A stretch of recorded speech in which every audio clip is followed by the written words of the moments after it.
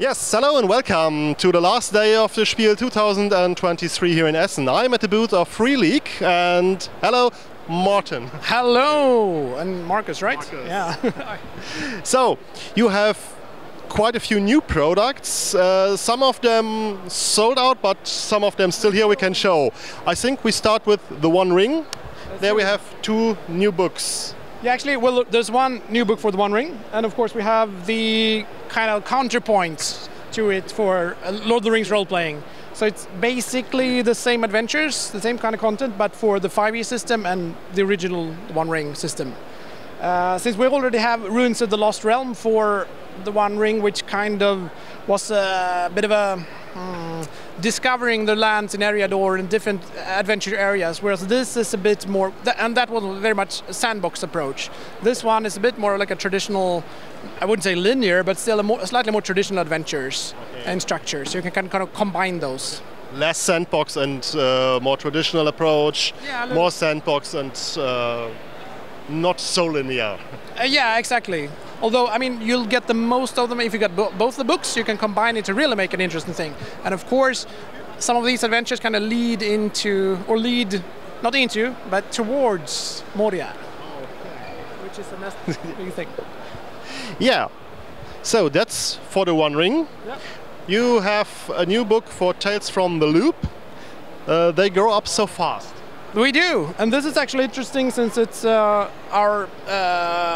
well, we worked with the Black Monk in Poland who kind of created this together with those guys, and it's fun to have a, you know, a different perspective and have a Polish loop. So this is, oh, and also, yeah, we have the Norfolk loop in England as well. So we got a bit of few different new areas and some new takes on things. So this is going to be a lot of fun to see what the community makes of it and kind of see how well you can adapt the setting of the things on the loop to, you know, your own area where you live yourself. So it's helpful to expand the world of Tales from the Loop to other areas. Yeah. Yeah, very much so. And that was always our thought from the beginning with Tales from the Loop, and as well as like Mutant. Like, you shouldn't. Well, you could just play in Stockholm, like we do. But what we want you to do is just take this game, place it wherever you grew up, and use that as your setting. So this is like a demonstration of this. Okay, very cool. Then we have a brand new product here. It's Dragonbane. Dragonbane. What it's about? It looks, from the look, it says old school. Yeah, it's like, yeah, it is for sure in a way, but not always. I mean, it's built on the old Swedish RPG called Drakar och Demoner, which is basically Sweden's take on D&D, but with basic role-playing rules. And it's from the 80s. That's what we Swedes grew up on. So this is when we got the license a couple of years ago to this game, we bought it ourselves, so it's ours, and we decided to, okay, so we want to make our own version. So we wanted to keep a lot of the core system from the old games, but still, of course, tweak things in a way that feels modern, that feels like it makes it a bit quicker, more easily approachable, and also take pieces from our other games that we kind of learned this works well and introduce it in this. So you still roll a d20, it's a d20 roll under system, not over, not high, we want to roll as low as possible most of the time. And it does have a kind of old school connections. It's not, you're not going to get loads and loads of hit points and survive forever. No, it's quite lethal. But we also want it to be quick and approachable, and as we say, mirth and mayhem. It's very much, you should have fun while you play it. It should be, not, it shouldn't be silly, but you know, you should be able to kind of, yeah. I mean, look at this guy. We have ducks, lots of ducks. And of course, the bestiary was just announced yesterday, and also the separate hardback rulebook.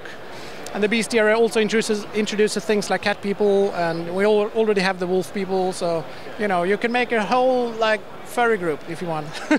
Very cool. So it's not something for just the old players who grew up with Dragonbane, but also for new players. Okay, this is something my father grew up with playing, and now I have the chance to discover it anew. Yes, very much so. I mean, because there have been approaches to kind of re-release Drakar och Demoner in Swedish that has been the way I see it anyway, it's been a bit too close to the source material, which is, I mean, it's very cool for us who grew up with it, but in this is 2023, you need something a bit more modern.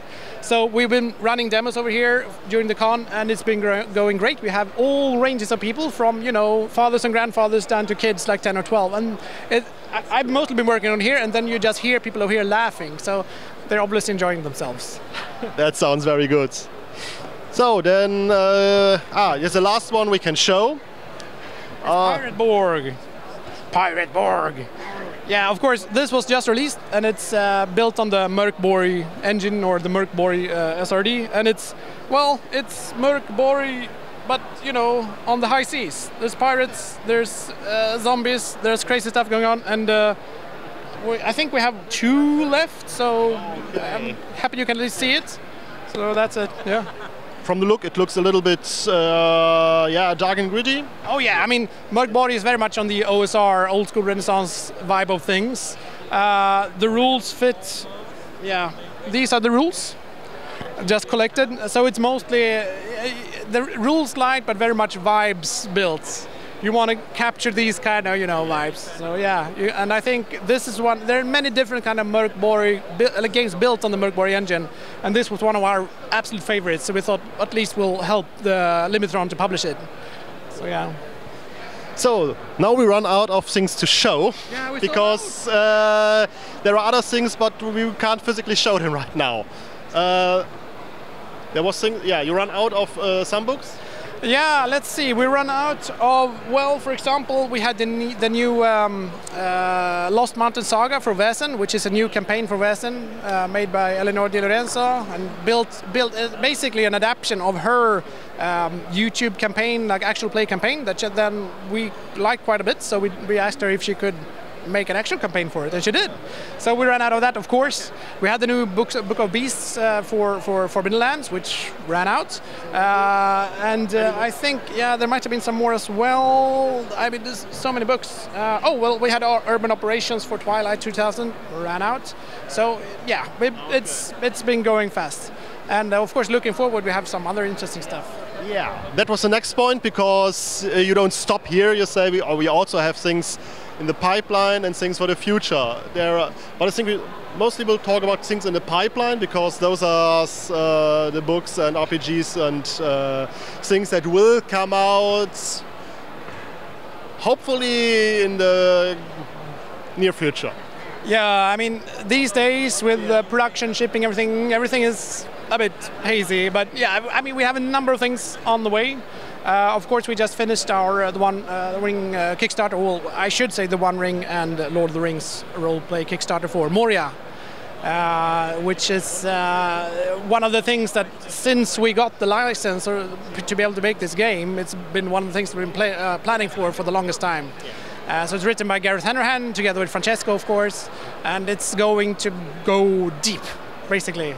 So that's, we're in the latter stage or final stages of editing, things like that. So it should be should we have a PDF fairly soon? There are always, I can't make any guarantees, but fairly soon. Then, of course, speaking of PDFs, we have for the Alien RPG, the Building Better Worlds, the Colonist Handbook. And it's taken a long time, but the PDF is finally out, going out to pre-order backers or pre-orders, and of course that's moving into production soon. So that's going to be interesting.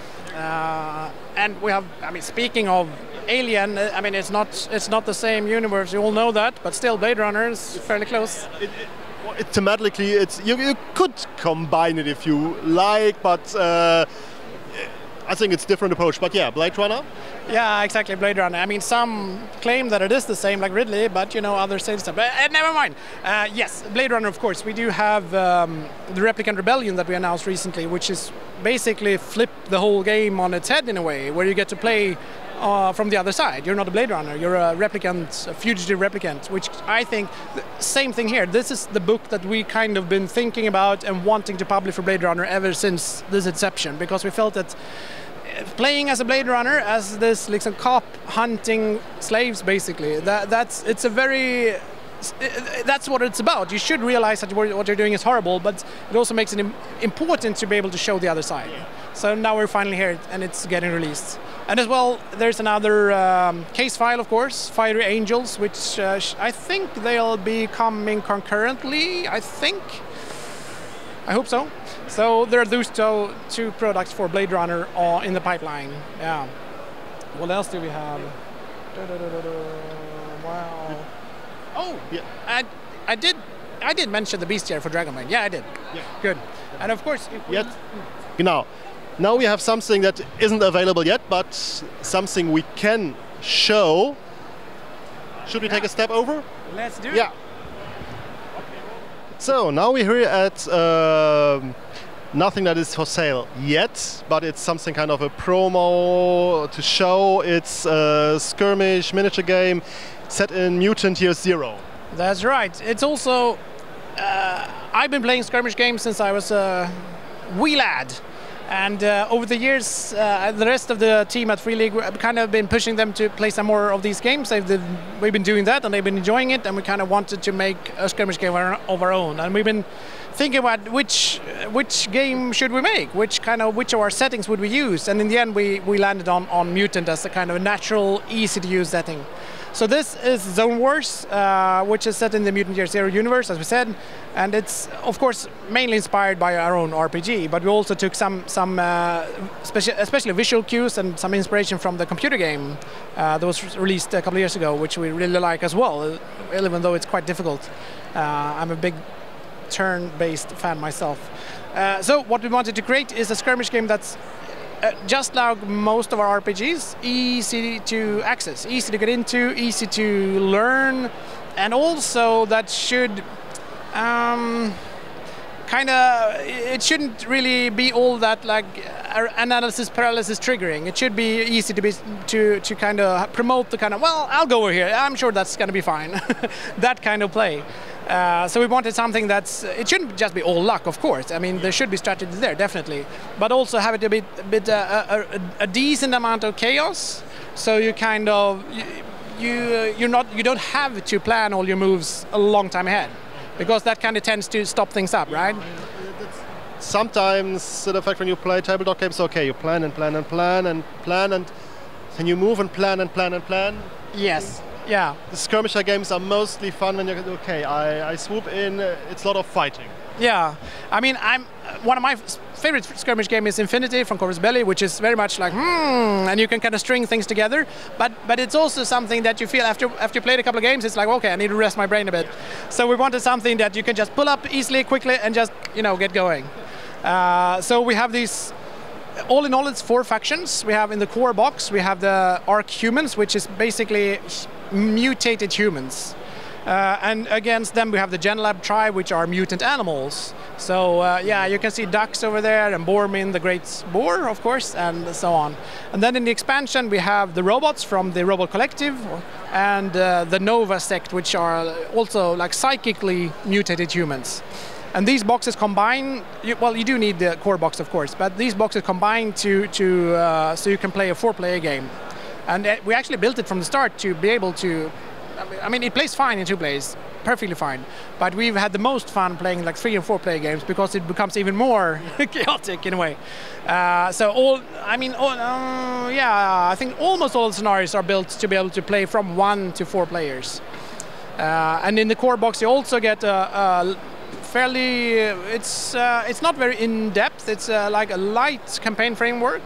It's not meant to be something that you play for months and months on end. But something fairly quick, something you could play with your friends over the weekend, something like that, and then kind of finish the campaign. And we also got solo rules from Ivan Sorensen, who made things like 5 parsecs from home, things like that. He's is a great solo game developer. And of course, in the Robots and Psionics, the expansion box, there's also a 5 scenario kind of mini campaign where we have a narrative kind of thread going through it, where you slowly realize the different factions how to kind of bind together to fight the Hydra, which is the big monster out in the zone. So you have some cooperative scenarios as well. Very cool. When we take a look at this, it looks nearly finished, so I think this is something that's okay, we're testing it, we maybe a little bit tweaking, but do you have a plan when it will come out? Yeah, this is almost, this is like 0.9 or something. It's very close to finished. We're doing some, there will be some adjustments, some of the cards, some of the rules, some of the things here we want to change the colors a little bit, but it's, I mean, what you see here is like almost finished. We're not entirely, we haven't locked that in, but we're probably going to make the miniatures for the different factions to have, now they're all brown like this, but these will be sun-dripped, but we probably will have them in different colors. So these will be their own colors to more easily to distinguish. But this is, I mean, if you just squint a little bit, it's going to be how it looks, basically. So we're hoping to get this in production before the end of the year. I think, yeah. So, again, it's hard to estimate things, but I'm hoping for spring next year. Very cool. We're looking forward to it, and yeah, I hope next year on the Spiel you can show us the finished product and say, yeah, here, that's it. Definitely, yeah. I mean, next year we'll probably have 2 of these tables, and we'll just run a lot more demos because it plays quite quickly. We tend to play this during the things like the lunch break. We play in an hour, just and fight each other, and then you're good to go. That was my question. You say it's this quick one. You say if I have a 2-player game, it can last half an hour, 1 hour, or you say. Yeah, I'd say, I mean, if you get unlucky, it could last like a third hour, but I'd say most of the time it's between 45 minutes an hour. Once you know the rules and can kind of quickly run up, it's very quick. There's very little like, because you have in some of these games, it's like, well, I get +1 here, but then you got minus blah blah blah. There's not very little of that. You just roll the dice and see what happens. So it's quick to play, and it's. I mean, we have these zone cards where there's so much things can happen that kind of change the dynamic of the board. Like the other day, I played a demo game with a few of the guys, and it looks like, okay, so the Gen Lab, the mutant animals they're just running away with this game. They're going to win for sure. And then suddenly, one of these things turned up. Yeah, this thing actually, which is a land shark, or should I do it like this? I don't know. Which basically it works like in the movie Tremors. So when everyone runs on the ground, they might be snapped by the shark, and these guys just kept getting unlucky and were just dragged down by this shark. So in the end, the mutant humans won, and yeah. It was a complete flip around. Yes, it was very much flip around at the last minute. It was so yeah, and that's kind of what we like. It's a good fun. Yeah. So thanks very much. I think we covered all. Or how did we forget something? I'm not sure. Yeah, maybe. I don't think I mentioned we have a couple of new things coming up for Twilight. I mean, we have so many new things coming up, but I don't think I mentioned that we have like things for Twilight. We have the Black Madonna and Hostile Waters coming out. It's also end of the pipeline, but yeah, still some work to do. Yeah. But we know this time we can't make a date for sure, so yeah, it will come out next month. Oh, maybe. Yeah, that's always. I mean, especially these days. I wouldn't say getting worse all the time, but it's very much. You can't really estimate things all that well. Yeah. So, thanks for your time. Oh. I haven't even mentioned the Walking Dead, of course.